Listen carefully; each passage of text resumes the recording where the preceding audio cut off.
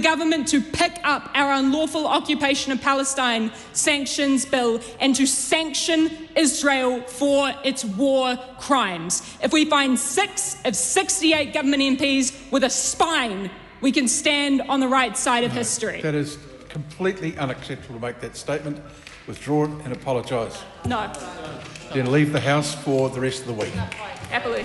New Zealand parliamentarian Chloe Swarbrick was ordered out of Parliament on Tuesday during a fiery debate over the government's position on Palestine. The clash came during an urgent debate called after the centre-right government said on Monday it was still weighing whether to recognise a Palestinian state. Australia, a close ally, had just joined Canada, the UK, and France in announcing it would officially recognise Palestine at a UN conference in September.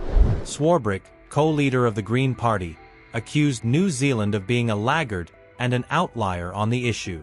This is what exactly happened.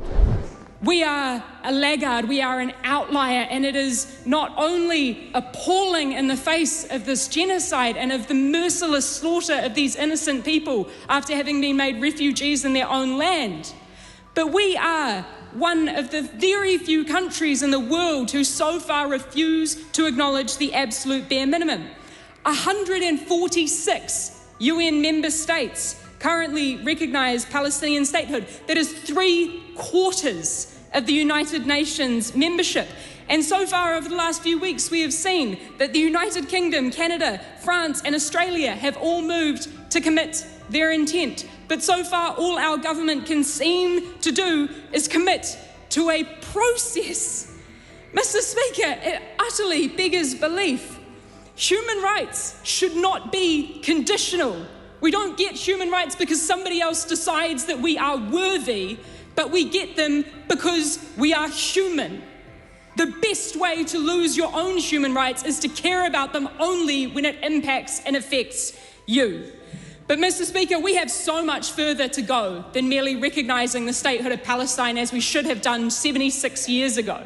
We can and we must uphold the Genocide Convention, which means doing everything that we can to prevent a genocide before it occurs. So, Mr. Speaker, I will reiterate my call for the government to pick up our unlawful occupation of Palestine sanctions bill and to sanction Israel for its war crimes. If we find 6 of 68 government MPs with a spine, we can stand on the right side of history. That is completely unacceptable to make that statement.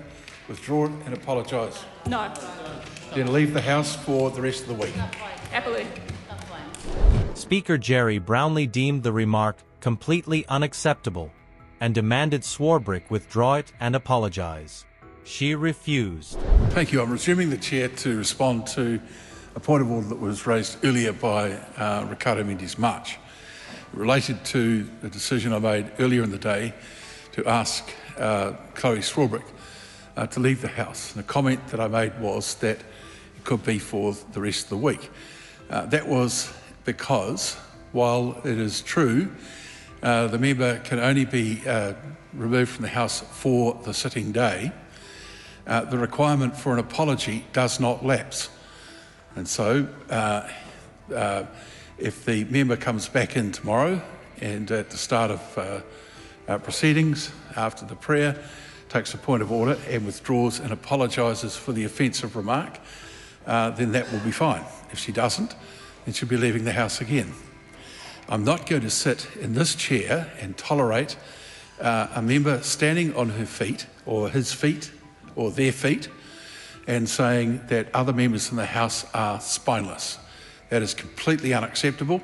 I made it very clear at the start of the special debate that I expected it to be conducted in a manner that was respectful of the various views that are held across the House. So I've come back in here to make it absolutely clear that there is still an expectation that there will be a withdrawal and apology. And until there is one, then the status quo will continue.